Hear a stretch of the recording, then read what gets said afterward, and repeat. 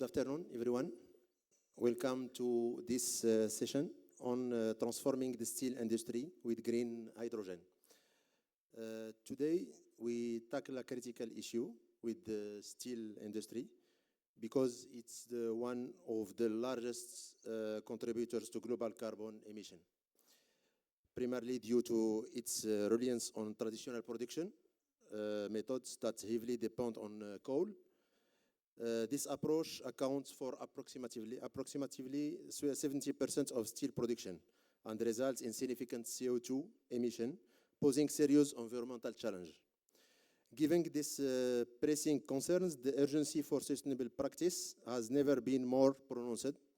Green hydrogen produced from renewable energy sources, such as wind and solar, emerge as a promising alternative, capable of dramatically reducing the carbon footprint of steel manufacturing. This session will delve into the opportunities and the economic implication associated with adopting green hydrogen in the steel industry. And by the end of our discussion, we aim to provide a comprehensive understanding of how green hydrogen can pave the way for a more sustainable future in steel production. I'm pleased to introduce our distinguished panel of experts who will share their insights of this journey. We will have in few minutes Mr. Cornelis Mateif, CEO of DI Deserts Energy, who will offer his expertise on innovative initiative in the sector and discuss economic and environmental application of this transition. Mr. Hatim Senhaji, CEO of Maghreb Steel, will share his experience regarding the challenge and opportunities of implementing green hydrogen in steel production.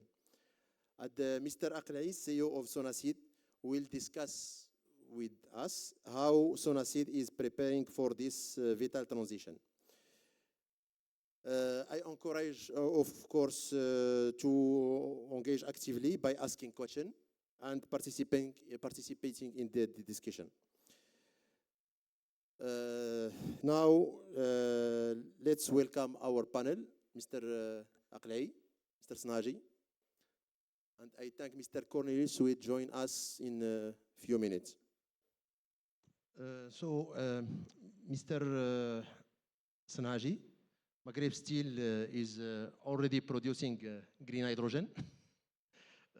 You are using electric arc furnace technology, which emits 4 times less CO2 compared with, of course, with traditional method. And you are also leading several research initiatives. What are the current challenge and opportunities for adopting green hydrogen in steel production in Morocco?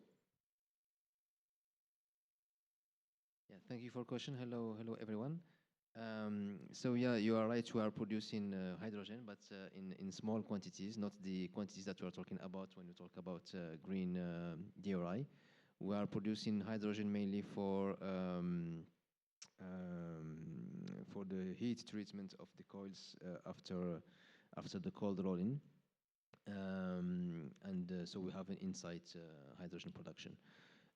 As you said, our steel is already green mainly because it's an electric arc furnace, meaning that we are producing steel out of scrap, recycling scrap, and using electricity, which is itself coming from renewable origins. So that's why our CO2 footprint is much less than what we can have from blast furnaces. Actually, it's even less than 1/4. It's even less than that. And of course, we are working to decrease further this footprint. It's important for us because we are exporting to Europe, and we, as you know, the CBAM will start in a little bit more than 1 year.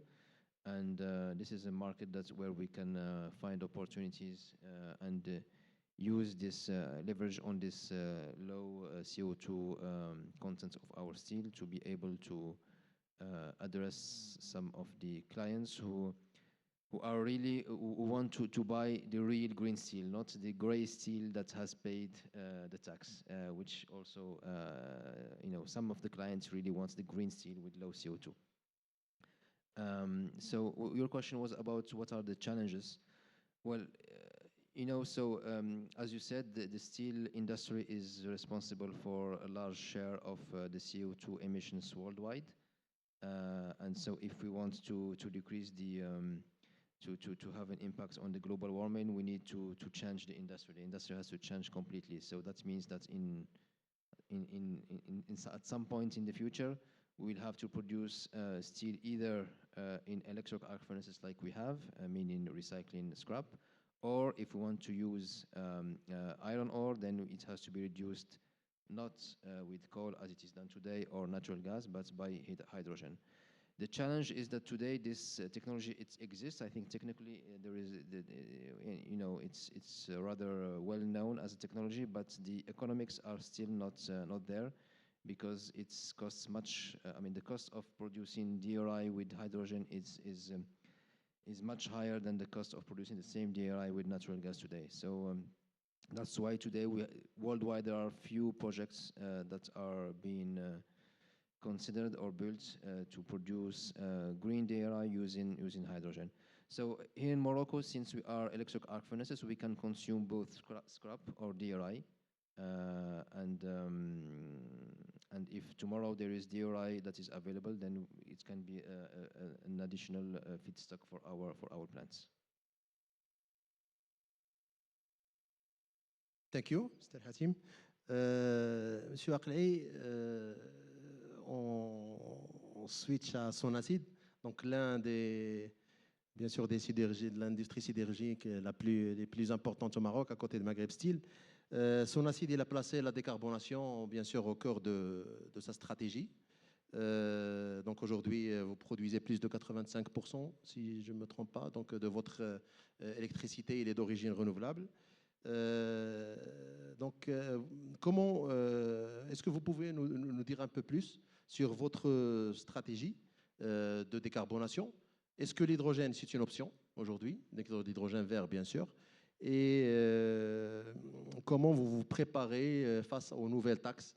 On parle bien sûr de la taxe européenne, le CEBA, mais aussi on commence à parler de la taxe marocaine.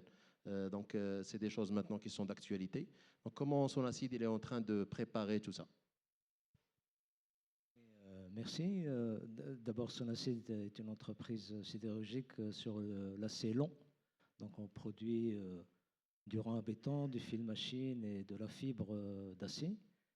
Nous sommes certifiés EPD, Environmental Product Declared, par un organisme international.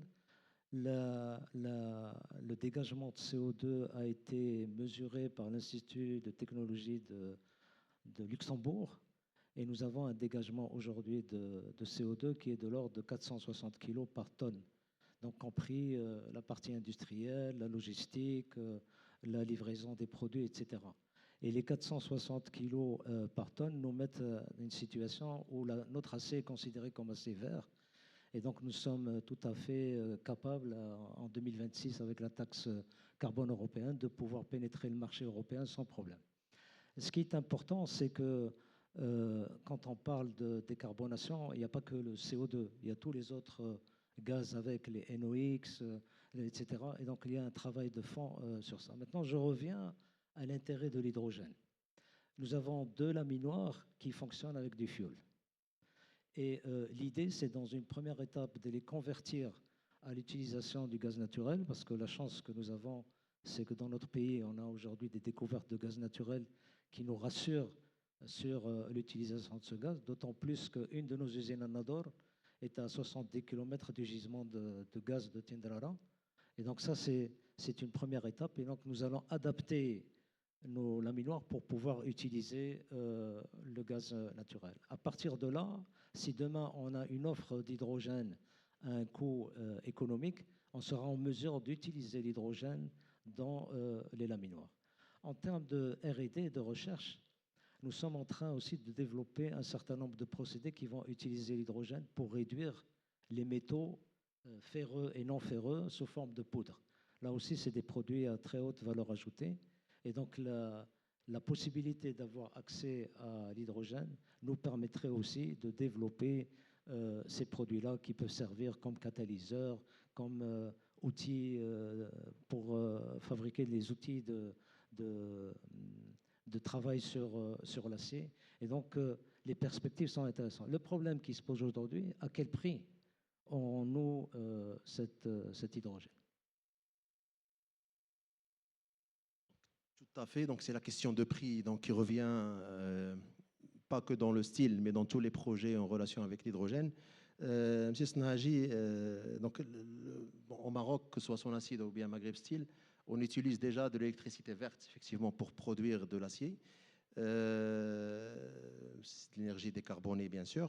Est-ce qu'on peut dire que par rapport à nos voisins, à l'Europe, qui utilisent plutôt de l'énergie fossile, bon, j'ai cité le chiffre tout à l'heure, c'est 70% donc, de technologies utilisées dans le style, c'est les hauts fourneaux, donc qui utilisent bien sûr de l'énergie carbonée. Est-ce qu'on peut dire que l'Europe il aura plus d'avantages à utiliser, par exemple, tout ce qui est le DRI que le Maroc? Merci pour la question. Donc, on va passer au français puisque je pense que je vois pas beaucoup de casques. Très bien. Non, donc je pense que effectivement, comme vous dites, en Europe, dans le monde, les hauts fourneaux représentent 70% de la production mondiale. En Europe, probablement, ça doit être autour de 60-70%. Je n'ai pas le chiffre exact, mais effectivement, une bonne partie est faite dans des hauts fourneaux. Mais il y a déjà une production non négligeable d'acier avec des fours électriques également en Europe. Probablement plus sur les produits lents que sur les produits plats. Donc maintenant, pour répondre à la question du DRI, le coût du DRI est essentiellement impacté par le coût de kilowattheure de l'énergie renouvelable. Donc c'est pour ça qu'on parle de... Aujourd'hui, plusieurs experts disent que ce qui serait le plus optimal, c'est de produire le DRI à côté de là où il y a la production d'énergie renouvelable la moins chère. Et puis après, le DRI peut être transformé, probablement une fois qu'on l'a transformé en format plus transportable qui est le HBI. Et à partir de là, continuer le process pour la production de l'acier des produits finis. Donc l'Europe, effectivement, si on la compare aux États-Unis, par exemple, les États-Unis, il y a déjà une bonne partie de la production qui est décarbonée, qui est faite à partir de ferraille dans des fours électriques. En Europe, le challenge est plus grand parce qu'il y a plus de capacité qui doit être convertie, donc soit en four électrique ou en DRI. Sachant qu'on ne peut pas faire tous les grades d'acier avec de la ferraille. Et il y a un certain nombre quand on veut faire de l'acier un peu plus noble, on est obligé de mettre au moins une partie en DRI. Donc la difficulté va être, c'est que produire le DRI en Europe va coûter plus cher que produire le DRI au Maroc, parce que ça dépend essentiellement du prix du kilowattheure. Mais si on prend le problème au niveau mondial, si on se projette dans un futur un peu plus lointain, si on veut avoir de l'acier décarboné dans le monde, il faudra consommer toute la ferraille qui est disponible, mais en consommant toute la ferraille qui est disponible, ça va recouvrir que probablement la moitié ou un peu moins que la moitié de la demande mondiale. Donc ça veut dire qu'on a absolument besoin de DRI. Et là, la question suivante, c'est où mettre cette production de DRI. Et la logique économique voudrait que ce soit fait là où il y a le prix du kilowattheure le moins cher, en prenant en compte bien sûr les questions d'intermittence du kilowattheure renouvelable. Donc c'est pour ça que le Maroc, on parle de la région MENA en général comme étant une région qui est amenée à jouer un rôle plus important dans le futur pour être un hub de production d'acier liquide et de DRI qui peut être utilisé derrière dans plusieurs régions. Merci beaucoup, Sisnaji. Donc, je pense une question directe à M. Aqlaï avant de passer à M. Cornelis qui vient de nous rejoindre. C'est à partir de quel coût le kilogramme de l'hydrogène il est rentable pour la sidérurgie, pour l'industrie de la sidérurgie? C'est une question intéressante. Mais je voudrais revenir si vous permettez, sur le DRI. Aujourd'hui, il y a en Europe des gens qui produisent le DRI avec le gaz naturel. Donc déjà, on a une idée du coût que devrait avoir cet hydrogène par rapport au gaz naturel. Et tout le monde est d'accord aujourd'hui sur le fait qu'il faut un hydrogène entre 2 et 2,5 $ le kilo pour que ça puisse devenir intéressant et mieux concurrencer l'utilisation du gaz naturel. Maintenant, il y a un deuxième problème du DRI, c'est qu'il faut trouver le bon minerai. Parce qu'on ne peut pas faire du DRI avec n'importe quel type de minerai. Et donc là aussi, il y a la qualité du minerai, il y a aussi la préparation des pellets, parce que la préparation des pellets est très importante dans le cas de l'utilisation de l'hydrogène. Pour pouvoir faire une réduction qui soit totale, il faut des pellets poreuses, bien préparées, qui ne vont pas dégager beaucoup de CO2, parce que si vous dégagez du CO2 dans la préparation du minerai et des pellets et après vous mettez de l'hydrogène, vous pouvez avoir un bilan zéro en termes de carbonation. Donc toutes ces choses-là, je sais qu'il y a beaucoup de gens qui travaillent sur ça. Nous, on regarde ça de très près. Et pour répondre à votre question, un hydrogène ne peut être intéressant que s'il est moins cher que le gaz naturel, dans un premier temps. Et les 2,5 $, maximum 3 $ me paraissent quelque chose qui peut être intéressant pour la sidérurgie. Très bien, merci beaucoup. We switch to Mr. Cornelis. Thank you to joining us. Could you please share your perspective on international landscape of decarbonization, of course, in the steel industry? What developments are occurring particularly in Europe and probably in all the MENA region? Bonjour, merci pour l'invitation, pour être ici. C'est plus facile en anglais pour moi, alors je m'excuse, mais je comprends bien le français. So, on a profité de votre absence et on a switché en français, mais bien sûr, allez-y en anglais. Oui, mais en anglais, c'est plus facile pour moi, c'est bon pour vous.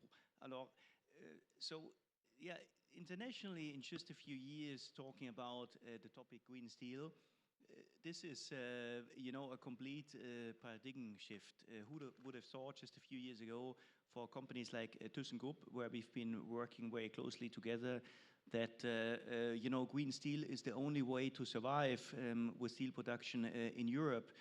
And this has created quite a revolution. Staying with ThyssenKrupp, we had a tour with the senior management, top management of ThyssenKrupp 3 years ago on a scouting mission where the best, the cheapest and the most reliable green hydrogen can come from. So ThyssenKrupp started, as an example, this search process years ago, and we were kind of helping. Now, obviously, the development goes ahead.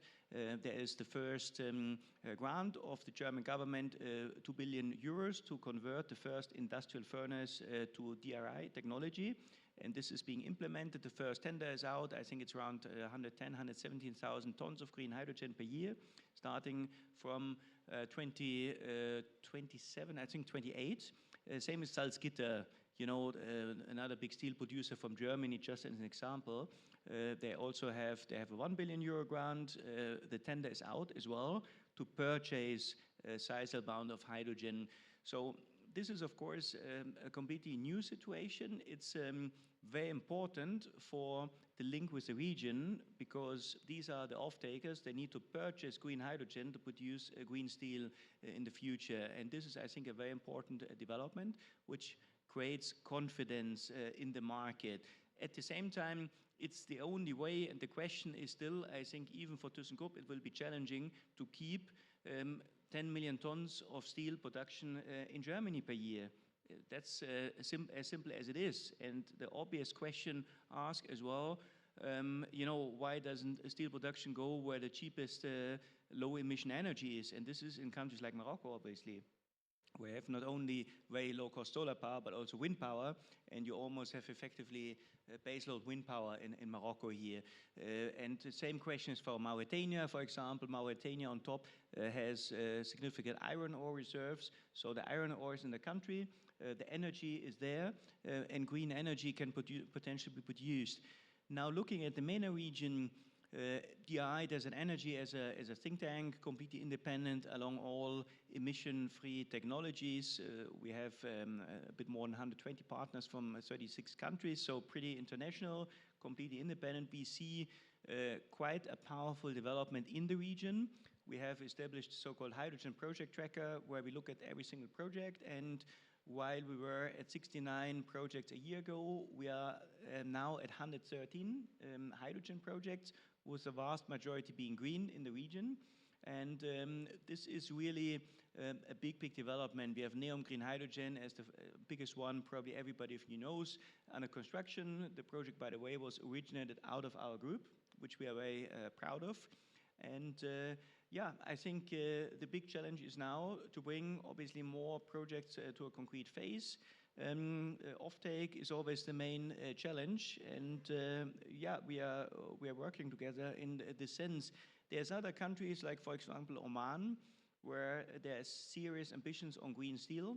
Oman has 3 main ports. The one in the north is Sohar, then in the middle of the country is Duqm, and then in the south of the country is Salalah, the largest container port in the Arab region after Jebel Ali. And in Duqm, there's 2 green steel projects, one with an Indian group and one with a Korean group. And yeah, this shows their sizable solar and wind resources in the middle of the country there. Oman has, a comprehensive program to achieve 1 million tons of green hydrogen by 2030. This is approximately 5 Neom green hydrogen projects, pretty ambitious at scale. So we are talking about more than 10,000 megawatts of electrolyzer capacity. So it's really very sizable. 8 agreements have been signed for these projects. If only 5 materialize, then the objective is met. And so I think Oman is another country where they're serious. And maybe to close, developments obviously which will massively shape the future, let's say, green steel industry, whatever. By the way, there's also H2 Green Steel in Sweden. You're probably aware, I probably don't need to elaborate more on the project. That's a very important greenfield project, actually, which is backed by, big investors like Hy24. But maybe 2 important things which will, of course, massively shape the development. Number 1 is the phase out of fossil fuel subsidies in the region, which is hampering the development in countries like Egypt, but even Oman, Saudi, UAE has a way to go. So the phase out of fossil fuel subsidies and potential redeployment for more productive uses instead of wasting this money. And we are talking about, in absolute terms, more than $80 billion per year still of fossil fuel subsidies in countries like Saudi. So this is huge amounts, and this will need to be stopped, because how can a country have a net zero target and still subsidize the use of fossil fuels? It's not credible at all. So this is a development which will happen in the next few years and which will have massive implications. And the other one is obviously a price for CO2. And we see this with CBAM in Europe. And look at what happened with the introduction of CDM in Europe, now with a price of closer to 100 euros per ton of CO2, but this is likely to increase to more towards 200 to 300 tons, and this obviously has massive implications also for the European steel industry, which will need to start massive buying of CO2 rights. The exemptions will be stopped soon. And so in this sense, pollution will not be free anymore. Harmful emissions will not be free anymore. And in the regions as well, countries like UAE and Saudi, they're looking in, for now, voluntary carbon markets. But we are relatively sure that this is a question of time and not decades, that countries will introduce a mandatory price for CO2. And this, of course, will have massive implications as well. Thank you for this overview. Before giving the floor to the audience to if there is some question, just one final question for you. Je peux le poser en français. On a parlé du coût. Donc la transformation de l'industrie de l'acier, certainement il y aura des investissements très importants. Si on veut intégrer l'hydrogène vert, ou de toute façon n'importe quelle transformation, ça engendre des coûts. Donc certainement ces coûts, ils vont être impactés sur le produit final. Donc est-ce que, bon, c'est une question très naïve, est-ce que demain c'est le consommateur, par exemple celui qui veut acheter une voiture, il va assumer le coût parce que c'est une voiture qui a été produite avec de l'acier vert? Est-ce que c'est une analyse qui tient la route ou pas? Donc, est-ce que cet impact sur le coût du produit final, il est automatique? Si demain, notre industrie va investir pour produire de l'acier vert, et est-ce que la mentalité va changer, c'est-à-dire en acceptant de payer plus pour un acier plus vert? Je ne sais pas c'est qui veut répondre ou bien... Je vais juste commencer, après je passerai le micro. Donc, pour prendre l'exemple de la voiture, parce que la question s'est posée, bien sûr, plusieurs personnes ont regardé le sujet. Quand on prend que l'acier, que la part de l'acier dans une voiture, on se dit, on applique tout le surcoût de l'acier vert avec la taxe carbone qui va arriver sur le prix de l'acier, ça ne va impacter le prix d'une voiture que de 2 ou 3%. Donc, quand on voit ce chiffre, on se dit, ça devrait passer, les consommateurs devraient pouvoir accepter de payer 2-3% de plus une voiture pour avoir une voiture avec un acier vert. Mais si on applique le même raisonnement sur tous les autres inputs de la voiture, c'est-à-dire pas uniquement l'acier, mais aussi, je ne sais pas moi, le plastique ou tous les autres inputs d'une voiture, là, on passe sur un chiffre qui est différent. Là, on passe à du 20-30%. Et là, quand on a un chiffre de cet ordre de grandeur, je pense que tous les consommateurs, non, ce n'est pas même une question de volonté, c'est une question de capacité. Est-ce que tous les consommateurs sont capables de payer une voiture aujourd'hui 20 ou 30% plus cher que le prix actuel? Je ne suis pas sûr. Il y a certainement un peu de tout. Il y a parmi 100 consommateurs, il y a une partie qui peut payer 20-30% de plus pour avoir un acier vert, mais il y a, à mon avis, une proportion de consommateurs qui ne pourra pas le faire. C'est mon avis. L'expérience montre que dans la maîtrise des technologies, on commence toujours avec des prix élevés et puis la courbe d'expérience fait que les prix ne font que baisser. Prenons le cas de la voiture électrique. Avec une batterie lithium-ion cobalt au début, que du cobalt, le prix de la batterie était très élevé, représentait entre 30 et 50% du coût de la voiture. Ensuite, on est passé au cobalt, nickel, manganèse, avec des métaux qui coûtent moins cher que le cobalt. Et le prix a baissé entre 25 et 30%. Aujourd'hui, on parle de lithium phosphate qui, lui, va permettre d'avoir des voitures low cost électriques. Donc, dans le cas de ce qui nous concerne, nous, l'acier, en vérité, ce qui pèsera le plus, c'est le coût de la matière première, le minerai de fer. Le reste, ce sont des progrès technologiques qui viendront avec l'expérience. Donc, il n'est pas exclu que si un hydrogène, comme je le disais tout à l'heure, remplace le fioul, avec un coût de 2,5 $ le kilo, c'est à peu près le coût du fioul. Et donc, ce n'est pas exclu qu'on reste à des niveaux de prix comme cela c'est aujourd'hui. Et c'est ça ce qui est important, parce que quand on aborde des nouvelles technologies, il faut être équipé d'une R&D efficace. C'est elle qui permet de baisser les coûts et d'être de plus en plus compétitif.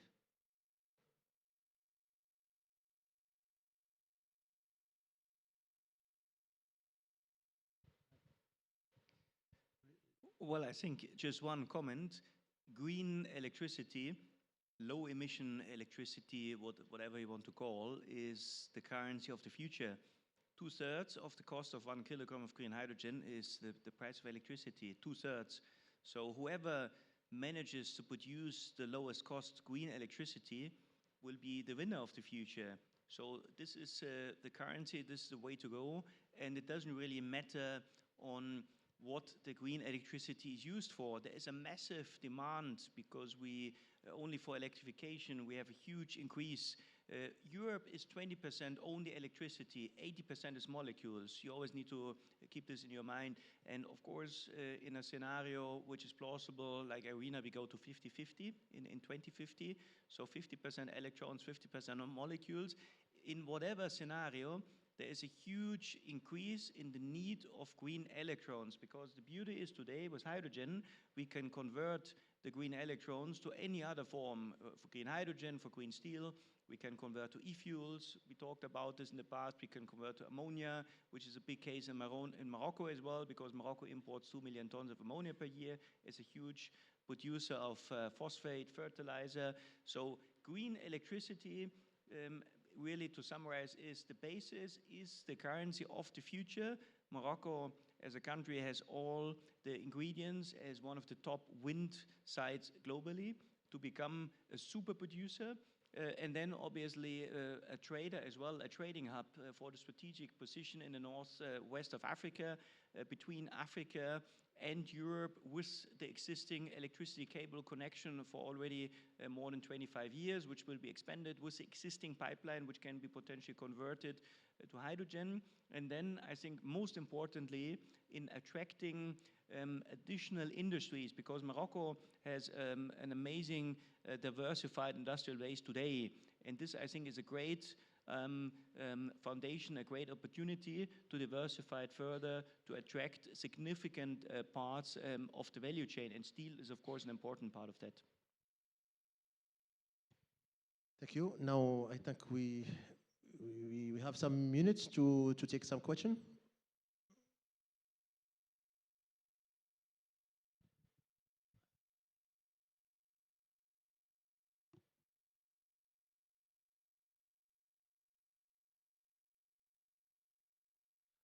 Thank you. Thank you very much, dear speakers.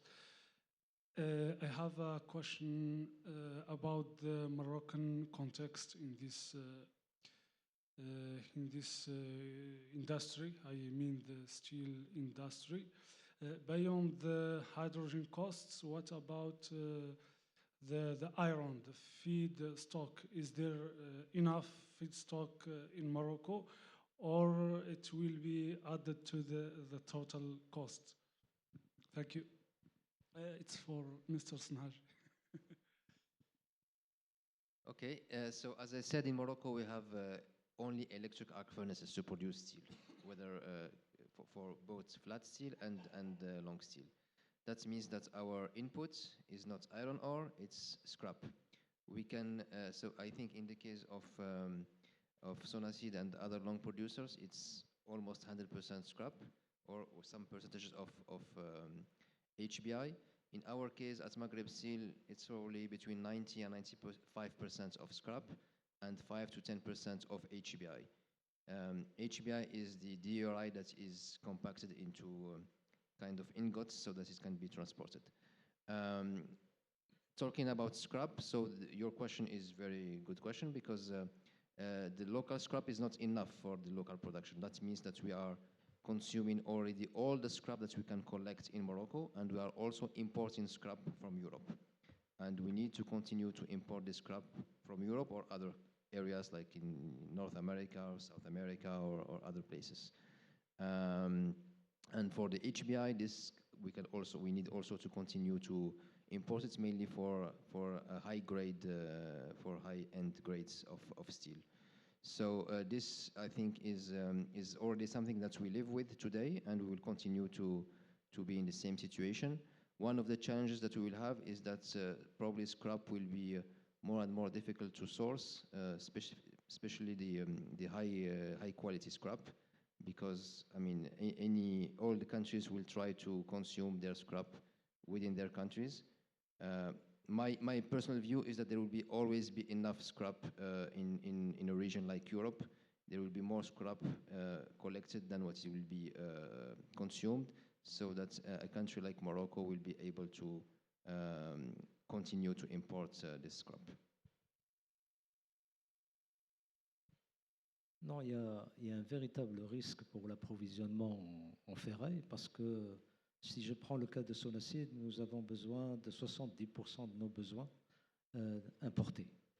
Et ces 70% sont essentiellement importés d'Europe. Or, ce que nous voyons aujourd'hui en Europe, un phénomène qui est nouveau, c'est qu'un certain nombre de hauts fourneaux se recyclent à utiliser la ferraille pour dégager moins de CO2.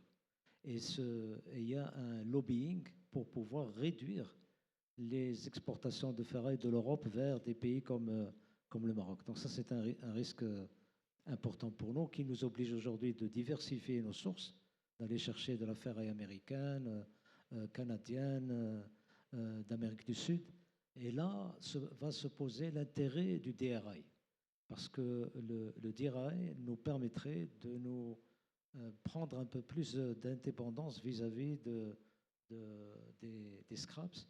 Et ça, c'est un objectif à moyen terme qui peut devenir extrêmement intéressant pour notre activité.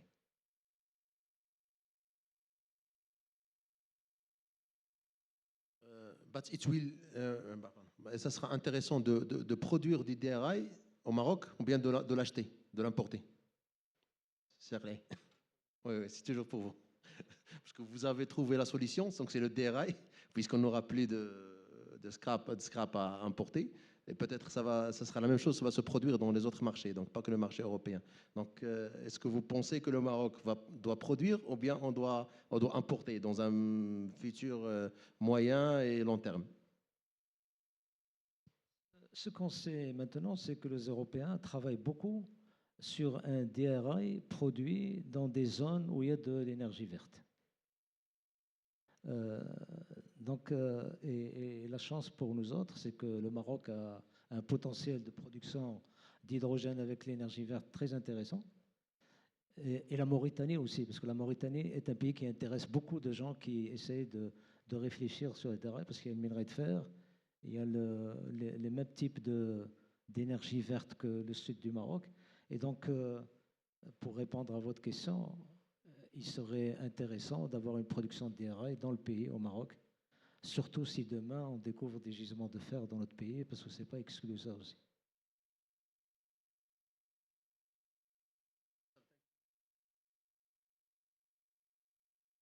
Une autre question? Another question? Et, vous avez cité la Mauritanie. Est-ce qu'il y a des discussions aujourd'hui pour préparer le futur sur le DRI en cas de rupture de capacité sur le scrap?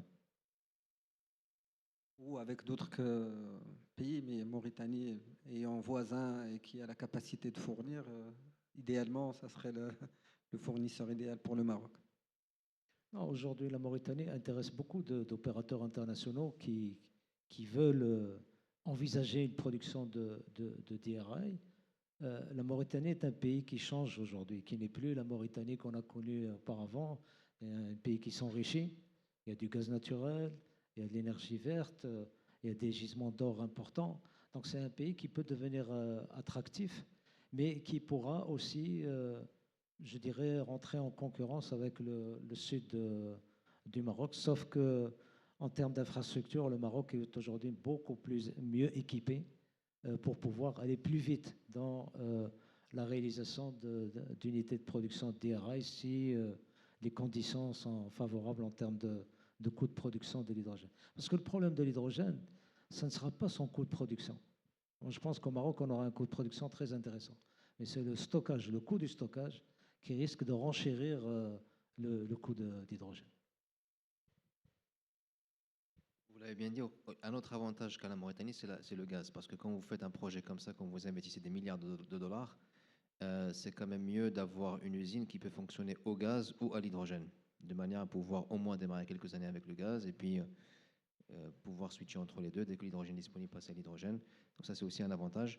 Bon, maintenant, moi, je pense qu'il y a de la place pour tout le monde. Hein. Là, on commence à peine de vouloir produire un peu de DRI dans le monde. Il y a 2 milliards de tonnes d'acier qui est produite dans le monde. Un gros projet, c'est 2 millions de tonnes, donc c'est à peine 0,1% du besoin mondial. Donc moi, je pense que si on se projette à plus long terme, il y aura de la place pour... on a besoin de la Mauritanie, on a besoin du Maroc, on a besoin de toute la région pour décarboner la sidérurgie mondiale.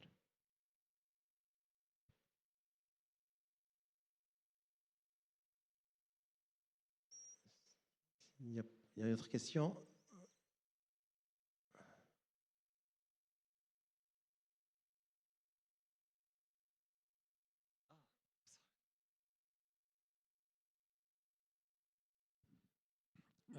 Bon, merci pour les explications, les présentations et les informations que vous avez partagées avec nous. Moi, j'ai une question concernant le coût de l'hydrogène. Donc, Monsieur Akalay, vous avez parlé du stockage qui risque de coûter un peu cher.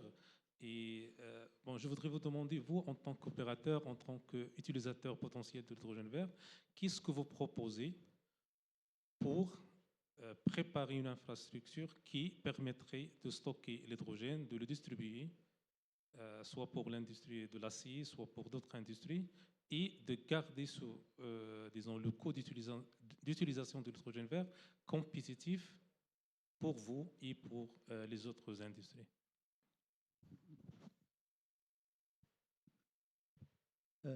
L'idéal, c'est d'avoir une production d'énergie au sud du Maroc et avoir la ligne électrique qui peut aller dans toutes les zones industrielles pour pouvoir produire de l'hydrogène sur place. Et à ce moment-là, vous réduisez considérablement le coût de transport de l'hydrogène. Donc, il vaut mieux conduire l'électricité que conduire l'hydrogène. Donc ça peut être une solution, mais c'est une infrastructure qui demande un investissement important. Et ça peut être une solution, et je suis sûr et certain qu'on finira dans notre pays, à part l'hydrogène qui va être utilisé pour l'ammoniac, parce que là, ça ne posera pas de problème de stockage, mais un hydrogène qui va être utilisé par des industries telles que la nôtre, il faut qu'il puisse être accessible à un coût logistique le moins cher possible. Yeah, well, I think it's a very important question on storage, which is a huge necessity and opportunity. The good thing about hydrogen is that it can be stored very easy in huge quantities like terawatt hours, and it is done today. For example, underground, it can be in depleted gas fields, it can be in rock formations, and this is how methane is stored as well. And well, that's for sure the way to go, because this is the mid to long-term storage function, which is crucial for the energy system. As you might have heard from my colleague Frank Wouters this morning on the statements, who is currently leading the storage study, electrons versus molecule storage, and where there are some interesting, let's say, first results. It is obviously crucial to develop the long-term storage, and this is exactly what some of our partners do. They are project developers specifically taking care of developing underground rock formations and salt caverns, for example.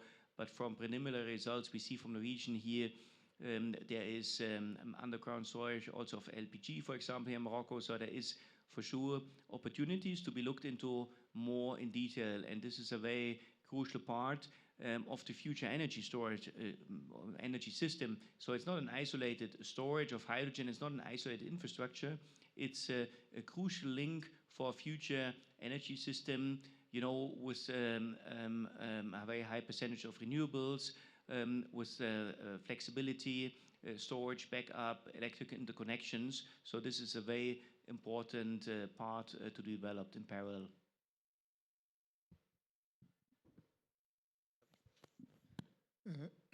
Pardon, s'il vous plaît.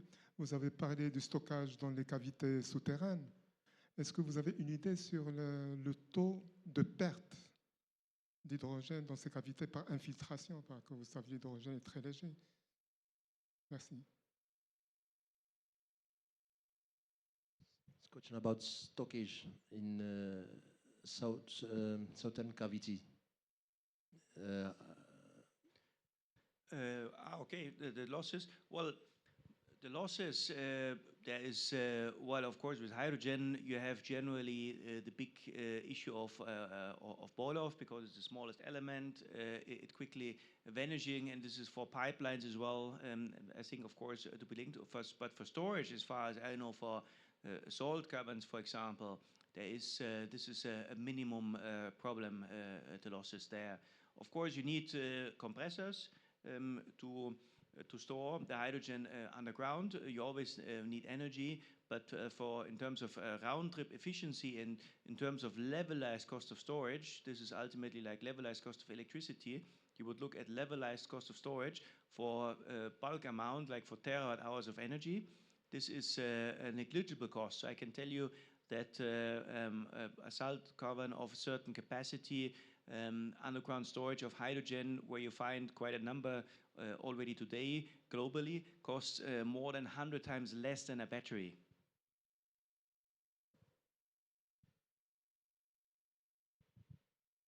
Aujourd'hui,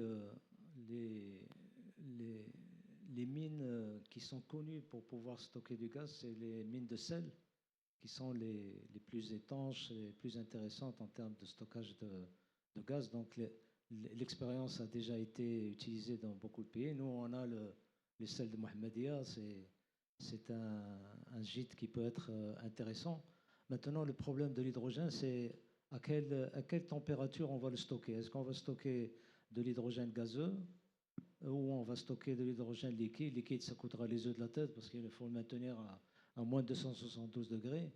Le gazeux, il y aura sûrement un rendement qui, certaines études que j'ai vues, varient entre 70 et 80%.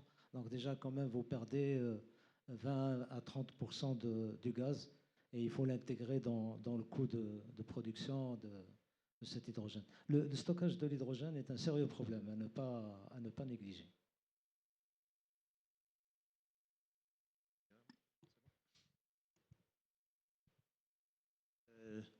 Je vois que les gens de la session suivante sont là. Donc, s'il n'y a pas d'autres questions, peut-être une dernière.